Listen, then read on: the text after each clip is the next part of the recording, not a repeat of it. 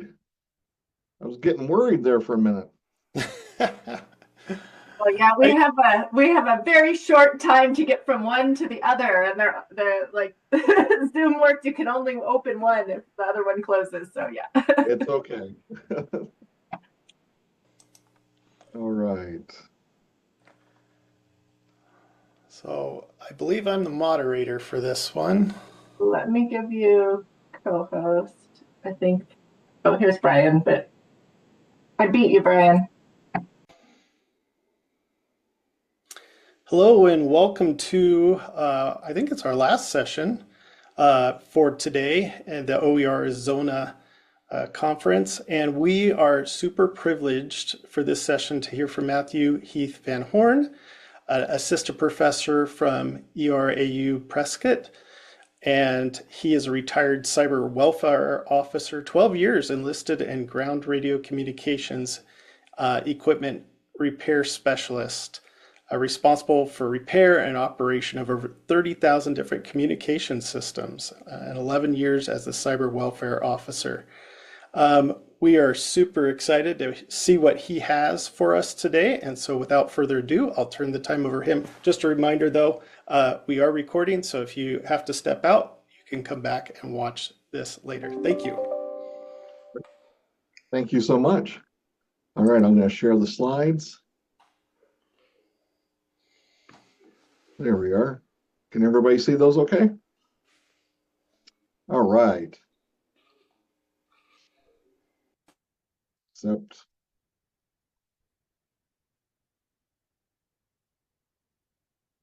go. All right. So he already spoke about me. This is the obligatory, this is me slide. So I'm going to skip over that. You guys can watch on the recording later if you want to.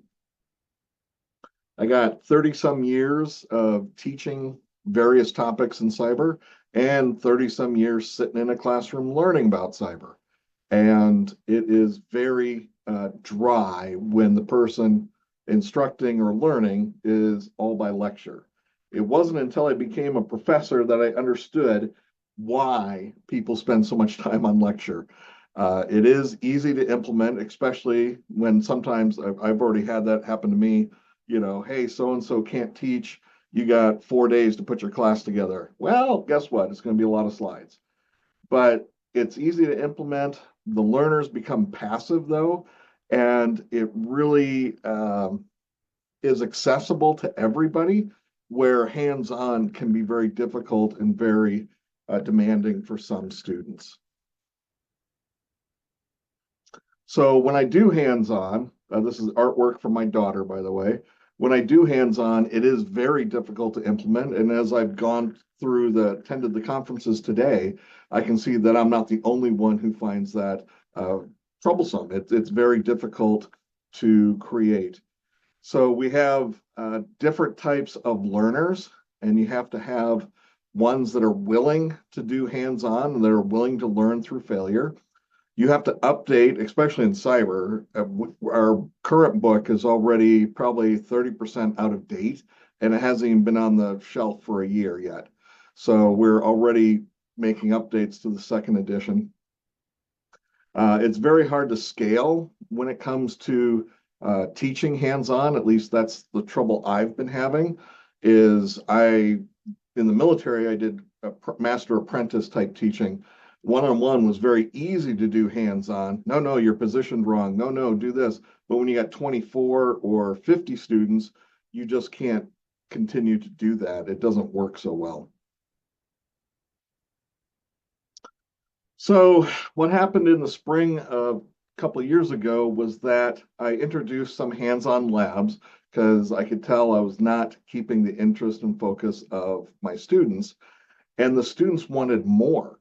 And I was like, guys, I can't make any more. It takes about 8 hours to make a 1 hour lesson when it's hands-on focus.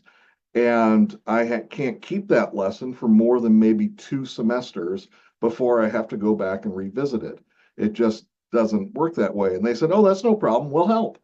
And I was like, you're kidding. No, that's how desperate they wanted hands-on learning instead of lecture, is that they were willing to put the work in. And that's where this whole project started. So once we figured out what we wanted to do, um, that we set some ground rules for what this textbook would look like. And so we said, look, the students were like, there's theory all over the place. We don't want it. We can get that anywhere we want, but we can't get is the hands-on. And so let's just focus on the hands-on, and then the book can be paired with any theory textbook. I was like, well, that's a pretty good idea. We're only using free resources, so nobody has to buy anything. They don't have to buy the textbook, and they don't have to buy any of the tools in the book. So that makes things pretty good. That was their goal. It's like, okay, if we're going to make this free, let's make this really free for students. It should work on a modest laptop. We do have some students with much more powerful laptops, but most of them have a modest laptop that they can test the labs on. Last year, 8 gig of RAM and a decent processor, like a $500 laptop, worked fine. Slow, but it worked. But after Windows 11 got pushed to all the PCs, 8 gigs of RAM, Windows 11 will use 8 gigs in a heartbeat. So now we recommend 16 gigs of RAM. I just bought a new computer for my wife, and it was less than $300, and it had 16 gigs of RAM. So it's still in the modest price range. And we also said, I said, hey guys, if I'm teaching this stuff, because they came up with some really complicated labs, and I was like, but I'm teaching this stuff to people that don't know anything. So we need to keep it within a classroom time frame. And so they found that challenging, and they were just like, well, they can just learn the rest on their own. No, most of the students aren't like you guys, and we need to make an effort to incorporate everybody. The other thing is I'm a ones and zeros guy. I'm not a pedagogical expert in any shape, mean, or form. So I recruited our people here at CTLE. I recruited our librarians. I recruited anybody that would even listen to me to say, look at this. What are we doing right? What are we doing wrong? We actually had students not even in the major to give us ideas on how we should construct chapters so that way it would better enhance the learning. Pardon me. After that, it was down to recruitment. We had to recruit the workers. So one or two people is great, but we ended up having to get 11 people to serve as authors, testers, editors, and to fill that gap that where I might have the knowledge, they might be getting the knowledge, but we need someone who can think like a brand new learner, so that way we can create the labs and the material for learners. So when we finally put all this together, and we just kept adding labs as students had ideas, and they said, hey, how are we going to break this up? And so we decided to break it up in 5 different sections. First of all, setting up the environment. It can take about an hour to 2 hours, depending on your ability to read. And that we found needed to be a section on itself. And so we broke out 12 labs for that. I think we're up to 14 for that section for the second edition. Then we said, hey, look, you can't attack or defend a network unless you learn how to build it.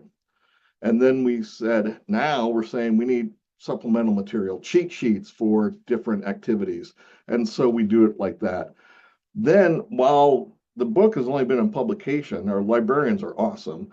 The book's only been in publication since June, and she got the word out everywhere, and it was just amazing. Oh, she's here. Oh, thanks. But the thing is we found that so many different people use it. Teachers use it to augment their lessons. We do have a Pima Community College is a big supporter. We're seeing that on our weekly stats page all the time. And CTF teams are now using it. And it's not just our team that are using it. When they travel, they're seeing other teams are using the textbook to polish up their skills, which I think is just amazing. That's exactly what we're hoping for people to do, is to get the information the best way possible. So each structure of each chapter, boy, we went back and forth a lot on this. The students just really gave the most feedback on how the chapter should be structured. And then we had our experts give us advice about what should be there. So we split it up into an intro, the learning objectives they're going to get to, the prereqs that they need to complete before they do this chapter. Some of our labs are kind of extensive and they require 4 or 5 prereqs in order to be able to do that. Resources, none of this stuff is, we didn't come up with this on our own. We cite everybody. Contributors, we have tons of contributors. We got lots of people who provide testing. We got some people who just provide the idea. We'll put them down as a contributor if somebody else has to write it, but we'll say, hey, it was your idea. We're going to put you in here.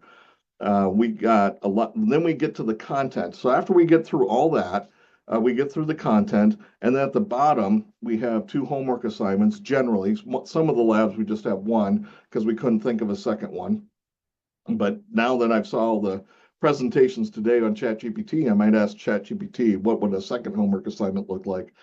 But we always have 2 homework assignments, easy and challenging. And so that way, depending on the pulse of the class or the teacher using it, they can pick whatever assignment they want their students to do. And I've had lots of students who said, hey, can I do the harder one? Because I've done this before in a different context and I want something more challenging. It's like, absolutely, you can do the second one if you want to.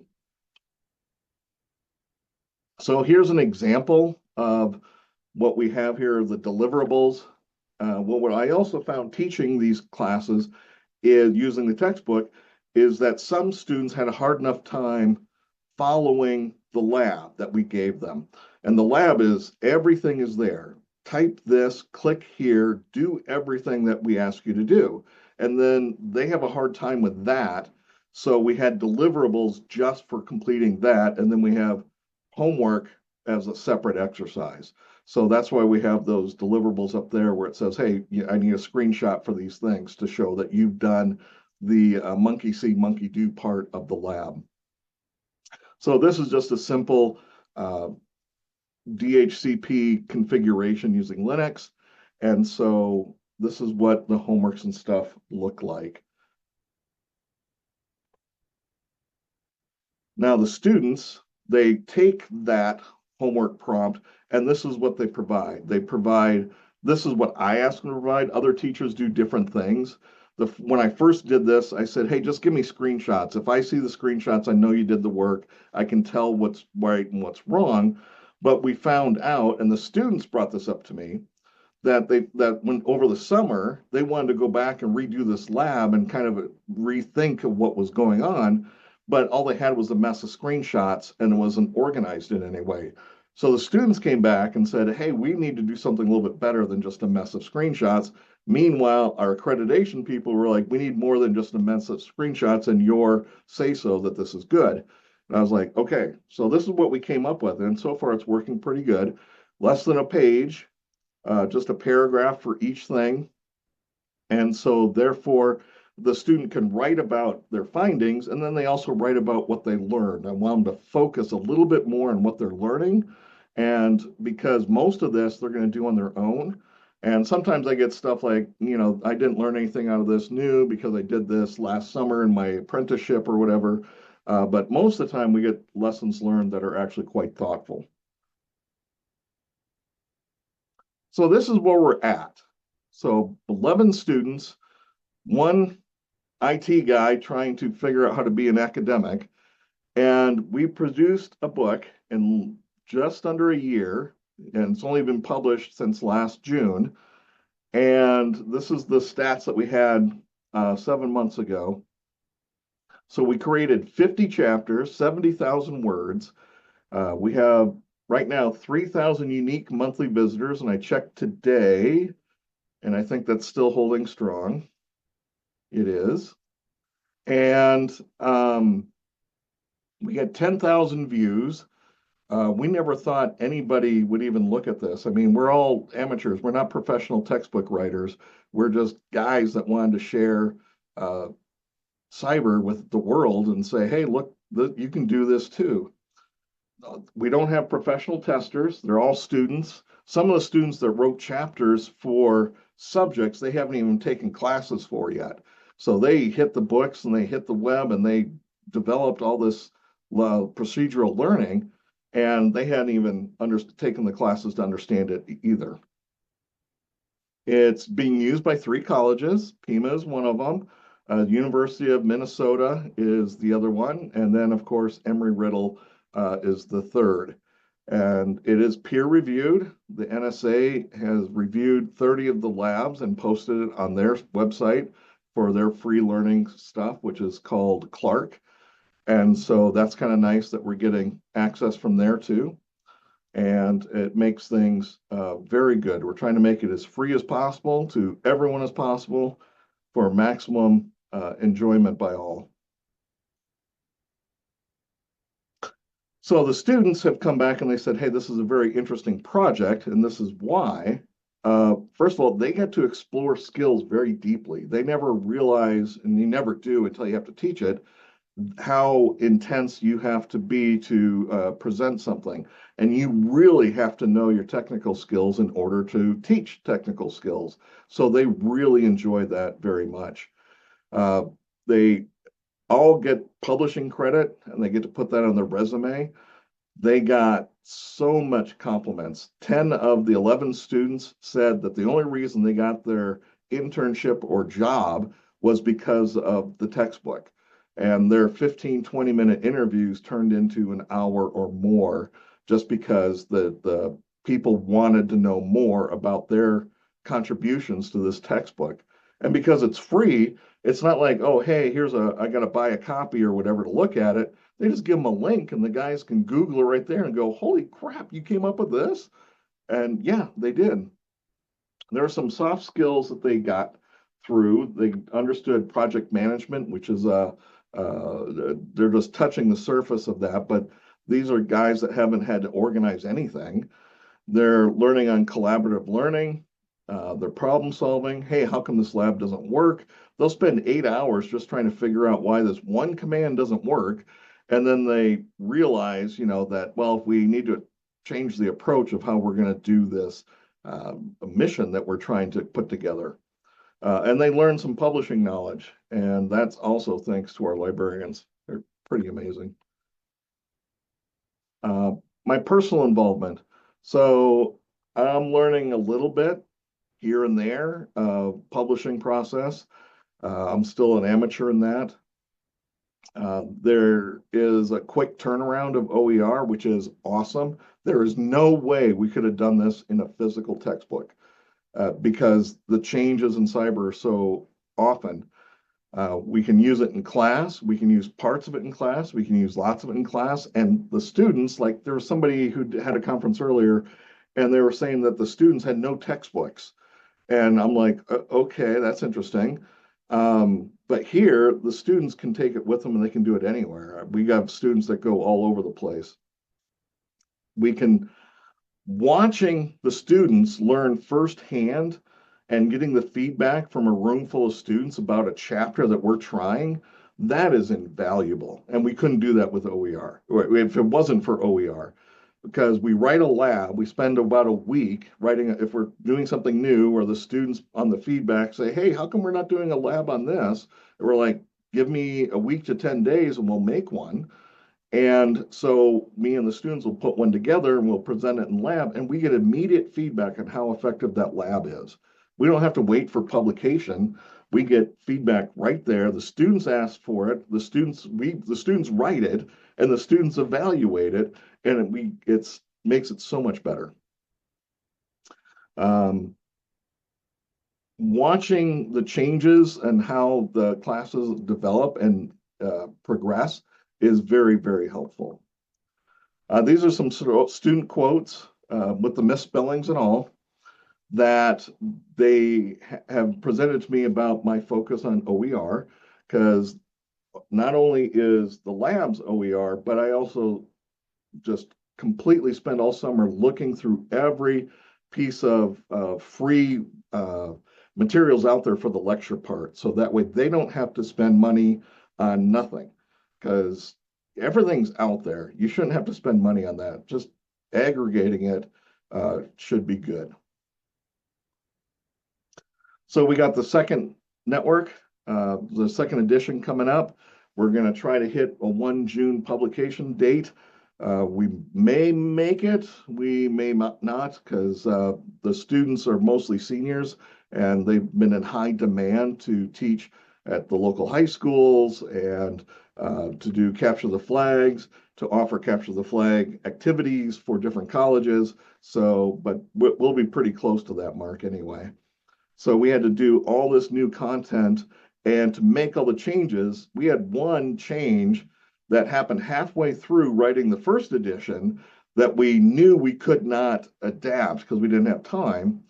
And so we pushed it off to this edition. And so we have to make all those changes now. And it's just, it's amazing how fast everything goes.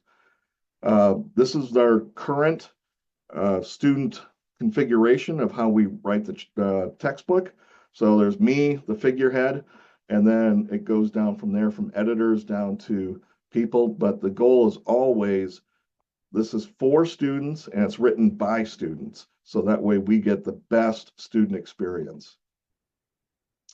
If you have any questions, you can email me, or if you want to download the book, you can look at it there.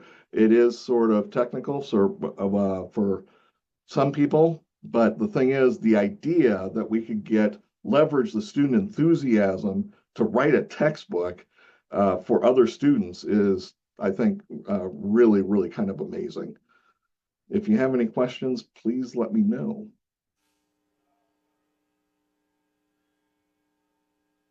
Oh, we got stuff in chat here.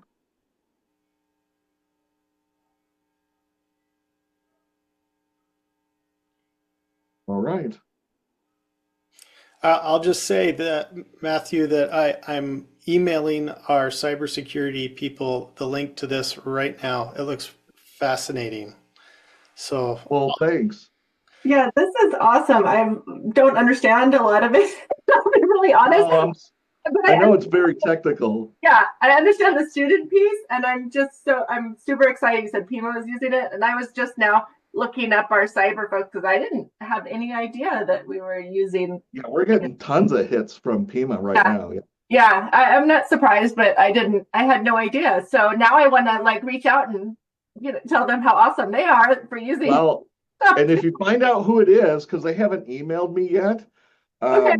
but if you find out who it is, tell them if they want to add or change or make suggestions, to let us know. We'll fix it. I mean, it's not a traditional book. We can change it at any time. The only thing that the librarians have told us is that we need to put it in a ROTM that we have changed content since it got its whatever publishing number. So. Yeah, I will find out. I will let you know, and you guys can maybe collaborate. I would love to see, Absolutely. our students contribute also. This is really cool. I just wanted to say that. well, thank you very much for your presentation. This is indeed the last presentation of the day, so we'd like to invite everyone back tomorrow for another full day of materials, and have a wonderful evening. Bye.